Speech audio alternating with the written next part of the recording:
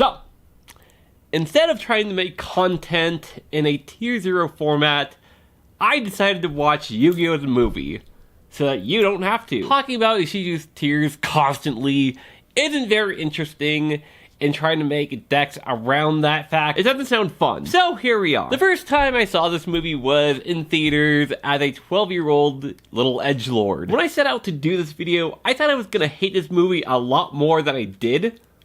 Don't get me wrong, it's awful, it's terrible, but I enjoyed it on a level. You know, there's things about this movie that I do like, and a lot that I don't like, but we're gonna get that momentarily. This movie was produced entirely by 4 kids.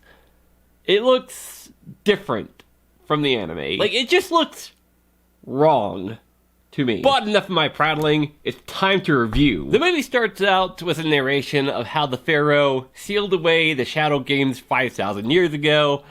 That jazz we're already familiar with if we've seen the anime. Then we cut to Yugi trying to solve the Millennium Puzzle, and the movie makes it look like he solved it in a single evening. If you've seen the anime, it took several weeks for Yugi to complete the puzzle, and Joey actually threw the final piece into the lake or river, and had to retrieve it later, so that Yugi could complete the puzzle. So already there's a bit of discrepancy with the movie, and the movie really wants to drill into your head. It was never to happen. And for 5,000 years, it never did. It repeats that line 3 times within the first 3 minutes of the film. I thought I was having a stroke by the 3rd time they said it. The scene cuts to Egypt where a group of archaeologists find the lost tomb of Anubis. And they find a mysterious blue pyramid thingy. And when Yugi completes the puzzle, the tomb collapses in on itself, killing, what, 20 people? And the Millennium Puzzle is somehow related to this blue pyramid thingy. Somehow. Anyways, it's about this time that a bunch of monsters appear from the Millennium Puzzle. Because reasons. I don't know why they decided to have a bunch of monsters appear.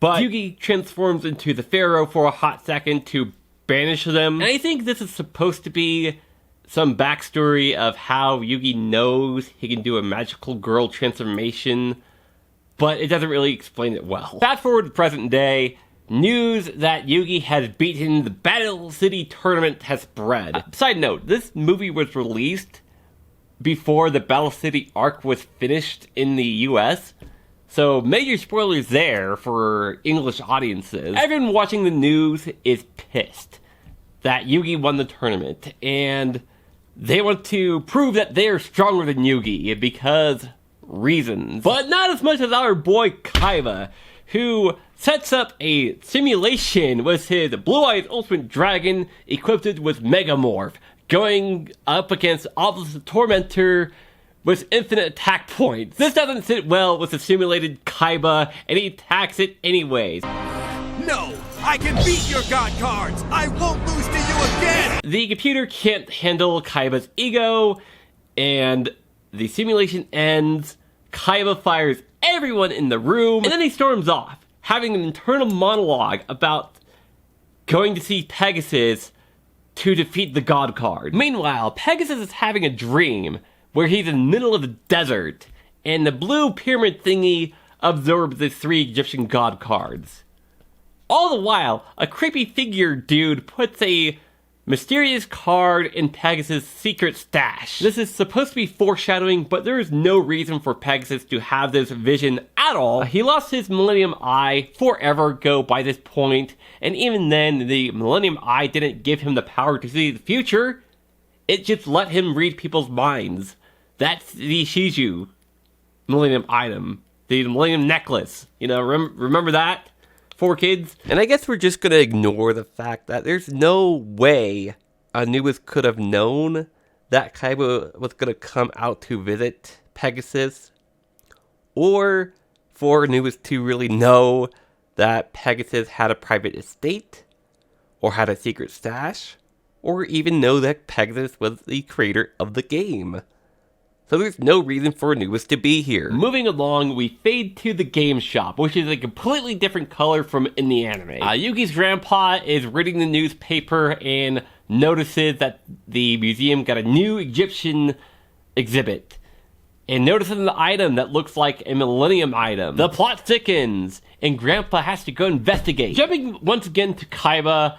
This film jumped around a lot, by the way, just bear with me. From Kaiba's Dual Dome, he takes flight in the Blue Eyes White Jet for Pegasus's estate. Little did anyone know back then that in the year 2022, the jet would become a real card in the card game. He flies out to Pegasus and asks him about a way to defeat the god card that Yugi has. Pegasus says yes, he does have a card that can defeat the god cards, but he's not gonna give it to Kaiba because Yugi has trounced Kaiba far too many times. So Kaiba empties up his 3 Blue Eyes White Dragons to duel Pegasus for that card, and Pegasus agrees to the duel. I swear I'm gonna get whiplash by the amount of times this movie jumps around, because we jump to Yugi's school now, and there's a big commotion outside the school. Yugi and the gang investigate to find a hungry pack of duelists wanting to duel Yugi to prove that they are stronger than him. But Joey and Tristan distract them while Taya takes Yugi to go hide. Joey duels a few of them before Yugi pops out a little too soon. The duelists realize that Yugi never left, and they chase after him. Yugi and Taya lose the crowd, but they turn a corner before retreating back before any new duelists see them, and they're looking for a place to hide. We get to this scene. Whoa, those guys just won't give up. We need to find a place to hide. Someplace where we'll be safe from that duel monster mob. Someplace they'd never look. This is the equivalent of Dora the Explorer turning to the camera and asking, "Do you see a place where we can hide?" Back to Pegasus and Kaiba, they start their duel. Pegasus summons a bunch of Toon monsters, and Kaiba summons XYZ Dragon Cannon and destroys Pegasus. Kaiba looks through Pegasus' secret stash and discovers 2 cards that can defeat the Egyptian gods. But Pegasus says that there should be only one. Intrigue! The amount of times this movie jumps around can be turned into a drinking game that would actually kill me, because we're back at the museum, and Yugi and Taya find the Egyptian exhibit where they find a mummy. This creeps Taya out, and she drags Yugi to another part of the exhibit where they find Grandpa, who is looking at the display of the blue pyramid thing. So, you came to see that pyramid too? Yep. Taya points out that it's called the Pyramid of Light, and Yugi's grandpa explains that it was wielded by a evil sorcerer who tried to bring about the end of the world, who was defeated by some mysterious pharaoh with the Dagger of Fate. Supposedly, it's the same pharaoh who had the Millennium Puzzle. They return to the mummy, where Grandpa reads this prophecy on the side of it. The eye that sees what's yet to come, its vision shall be fulfilled.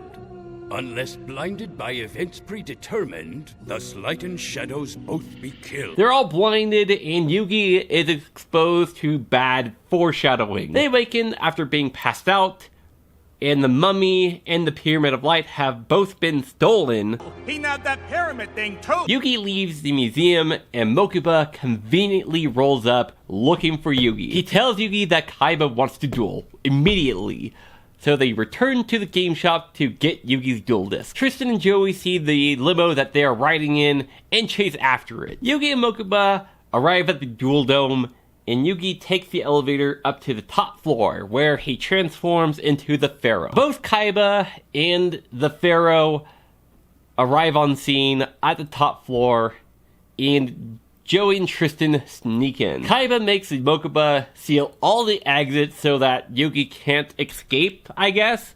That's a fire hazard, by the way.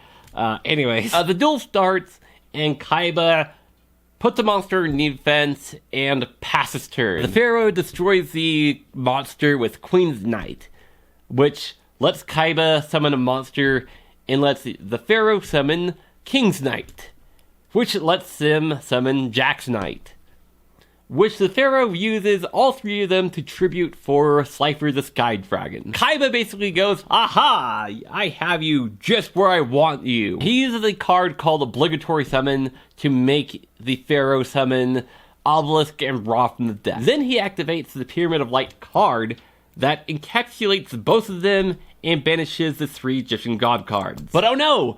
Unbeknownst to them, they have just entered a shadow game, which absorbs Yugi's, Tristan's, and Joey's soul into the Millennium Puzzle. The Pharaoh yells at Kaiba, and Kaiba just gloats. Also, the movie never explains why those 3 souls are trapped inside the puzzle, or how it benefits the villain in any way. It just sort of happens because reasons. Meanwhile, inside the puzzle, Yugi tries to figure out where the Pharaoh is. Tristan and Joey wake up inside the puzzle, while Yugi goes around room to room looking for the Pharaoh and screams when he can't find him. Joey and Tristan both hear this somehow and run after where the noise came from. Back to the duel between Kaiba and the Pharaoh. Not a lot happens. The Pharaoh gets stabbed by a clown and notes that it drains his energy somehow. I will note that it's really difficult at times to keep track of turn order. Like, they'll draw a card, do nothing, and it's all of a sudden the next player's turn again with no indication of the turn ending. It's very disorienting. That's just for me, as someone who plays the game. As someone who studied film with the intent of becoming a filmmaker, the ability to follow along is entirely lost, not only from that, but from the film not being able to focus on one plot point for more than 5 minutes. Kaiba does get out Blue Eyes White Dragon at some point by using the Palette of White Dragon, but the movie doesn't explain that to you. You just have to know that going in. Speaking of not being able to focus on one plot point, we're back inside the puzzle, when Yugi notices a translucent figure of the puzzle wandering the hall. Yugi follows it to a random tomb inside the puzzle with a sarcophagus inside and a glowing eyeball above that sarcophagus. Then some mummies come to life and start chasing Yugi. He runs into Tristan and Joey, who start running as well. Now cutting to outside of the Pyramid of Light that Kaiba activated, Grandpa and Taya arrive at the Duel Dome, and Mokuba explains to both of them that this insanity started when Kaiba activated a card called the Pyramid of Light. Grandpa explains that Anubis must be using Kaiba to defeat the Pharaoh. We're going to jump around a few times here. First, we jump back to the duel, and the Pharaoh attempts to destroy Blue Eyes White Dragon, but is stopped, and Kaiba summons Blue Eyes Ultimate Dragon. Now we'll jump back to inside the puzzle, where a projection of both the puzzle and the Pyramid of Light are fighting each other, I guess, because fighting pyramids.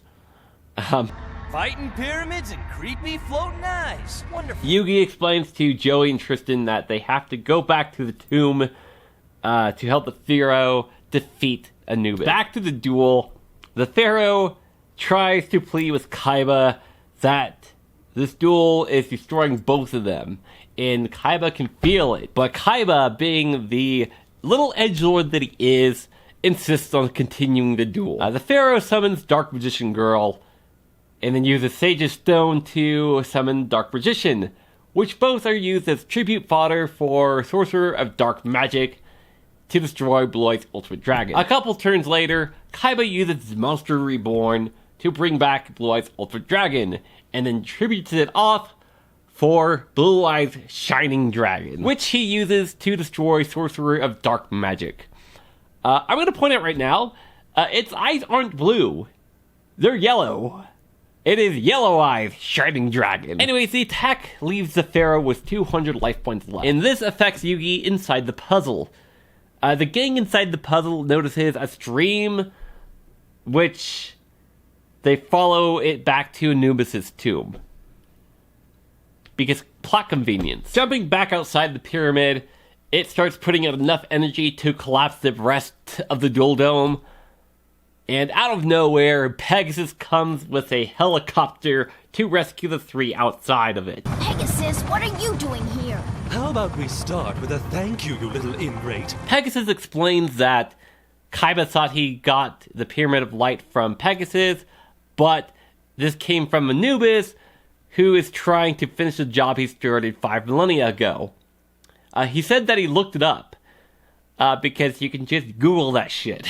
I looked it up. Inside the puzzle, yet again, the trio make it back to Anubis' tomb, and mummies come out. And Anubis shows the three the future, that he's going to destroy the world.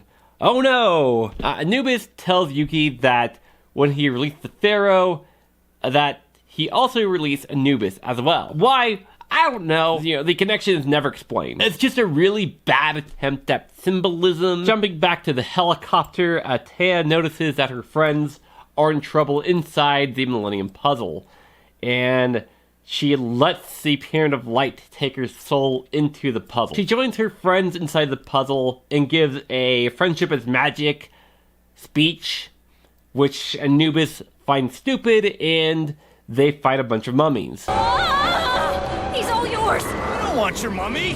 Back to the duel at hand. The Pharaoh attempts to tell Kaiba yet again that there's something wrong, and Kaiba tells him to spare him the mystic mumbo-jumbo. Pharaoh summons Big Shield Gardna and passes turn. Kaiba sets a card. We have a cutaway to where Mokuba spots Tristan's and Joey's body, and Kaiba destroys Big Shield Gardna. Pharaoh uses Pot of Greed to get two monsters onto the board somehow. It's not really explained how they get onto the board. They're just there. The Pharaoh, once again, tries to get Kaiba to stop, but Kaiba is clearly under the influence of Anubis. But Kaiba tries to destroy the Pyramid of Light, which Anubis prevents, and finally reveals himself. Anubis tosses Kaiba to the side and says that he needs to defeat the Pharaoh in this particular duel so he can destroy the world. This movie, by the way, provides no reason as to why he wants to destroy the world. No backstory. He just does. He's just a cookie-cutter villain with no real motivation other than he's a bad guy because he's bad. Show me your motivation. That's not important. He summons Androsphinx and Sphinx Teleia and passes turn. I guess they have summoning sickness. The Pharaoh sets reverse the reverse and passes turn. Now the Sphinx is attacked. The Pharaoh is left with 100 life points left because of Androsphinx's effect when it destroyed a water pond. Each time Androsphinx destroys a monster, half of that monster's attack points are taken away from my opponent's life points. After that, Anubis passes turn. I have to ask here, why didn't Androsphinx attack Obnoxious Celtic Guardian? Like, it looked like Sphinx Teleia was about to attack Waterpond, but it changed target to Obnoxious Celtic Guardian for whatever reason. If Androsphinx attacked Obnoxious Celtic Guardian, the Pharaoh would have lost 700 life points, not 100 life points, because of Androsphinx's effect, and Anubis would have won. Anubis threw the game. Meanwhile, Yugi figures out that the glowing eye is Anubis' power source, and the mystery of the prophecy that his grandpa told him. The eye that sees what's yet to come. Its vision shall be fulfilled, unless blinded by events predetermined. Predetermined events is just another way of saying fate. The prophecy means the eye can be blinded by fate. He realizes that he needs the dagger of fate to defeat the power source. He tries to throw the dagger at the glowing eye, but the blade misses. But it doesn't matter, because the eye breaks anyways. Back to the duel, the Pyramid of Light is weakened somehow. The Pharaoh says he uses double spell so that he can discard a spell card and get Kaiba's Monster Reborn from his graveyard, which he uses to bring back Blue Eye Shining Dragon. Here's the thing.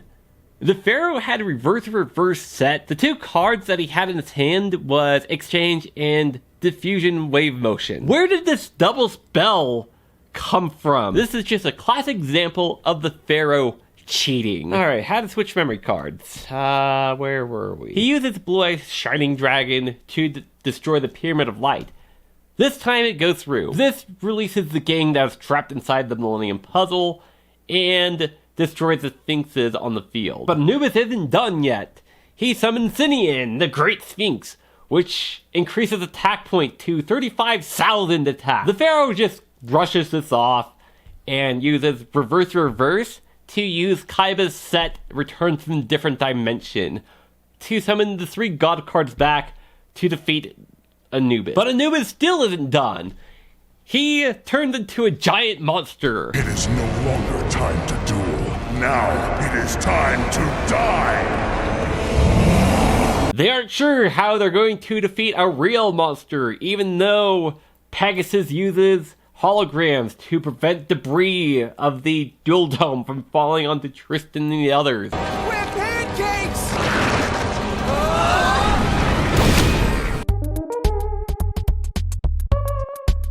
Ignoring that bit, Haiba throws the Pharaoh Blue Eyes Shining Dragon, which materializes somehow and defeats Anubis in a rather anticlimactic ending.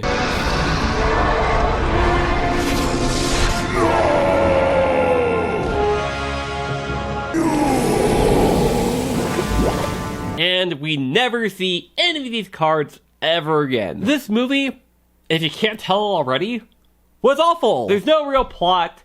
The movie bounces from scene to scene far too many times. It's really difficult to follow, and the entire purpose seems to be to just promote a bunch of cardboard. As mentioned before, Anubis has no real motivation, and it's just a cardboard cutout of a villain. The connection between the Pharaoh and Anubis, and the connection between the Millennium Puzzle and the Pyramid of Light is never explained. It tried to create symbolism without establishing what's supposed to be symbolized. Anubis is overall a disappointing villain since he's really only seen within the last 20 minutes of the movie. Little Karibo in the abridged version of this movie compares Anubis to Venom in Spider-Man 3, which is very fitting. I will say though that I unironically enjoyed it. It was awful, but it was fun. The duels were actually interesting when I was actually able to follow them, but that's probably more from a player perspective. It'll probably be boring for pretty much anyone else. It was kind of disappointing though that Blue Eyes White Dragon and the Dark Magician barely got any screen time. Now, I did say that there were a few things that I did like about this movie. This particular interaction didn't exist in the TCG at the time that this film was made, and I don't know how popular it was in the OCG, but it's with Blue Eyes Ultimate Dragon being equipped with Megamorph. If you don't know already, this was a very popular strategy back in the day. I don't know how popular it was in the OCG, but it was, you summon Cyber Sign, pay 5,000 life points to summon Blue Eyes Ultimate Dragon, and then equip it with Megamorph for an OTK. Now, I don't know if 4Kids knew about that or got inspired by that from the OCG, but if they did, that's really cool. And speaking about Japan, the life point and attack point counters that you see on screen, if you don't know, they changed that from the Japanese version in the anime and made this really weird rainbow looking one, but they used the Japanese version in the movie, which is kind of neat. That's a nice touch. But that's about where my credit to this movie ends. Something that I didn't mention was that there's times where this movie has total disregard for the source material. There's times where monsters will attack on the first turn. I summon Injection Fairy Lily in attack mode. Give him a checkup, Lily. The aforementioned one night Millennium Puzzle solving. The movie says that it takes place 3 years after Yugi's and Kaiba's first encounter, even though the anime suggests that it's been only months since their first encounter, maybe a year. But this movie is also non-canon, so whatever, I guess. This movie was released in 2004, and it was in that era where every single children's anime in America had to have a theatrical movie release. It started with Pokemon the first movie in 1998, and Digimon the movie in 2000. Just a side note, I will say right now that Digimon the movie is probably where my hatred of the American version of the anime started. That movie is a total abomination, but that's an entirely different video for an entirely different day. If you want to see me rip apart that movie too, let me know down below. I say Yu-Gi-Oh! The movie is worth seeing for yourself, and it's here on YouTube. If you go in knowing that the film's going to be awful, you'll have a much better time. Keep your expectations low for the film. as this film sits at a lovely 5% approval rating on the Rotten Tomatoes. For those of you that care about that. If you're going in with the expectation that this is going to be an underrated masterpiece, you're going to be sorely disappointed. If you want to score out of me, I rate this a -11 out of possible 5. And that's looking at this objectively. Again though, I did enjoy this film unironically, letting myself being whisked away to my 12-year-old self. Thank you all so much for watching.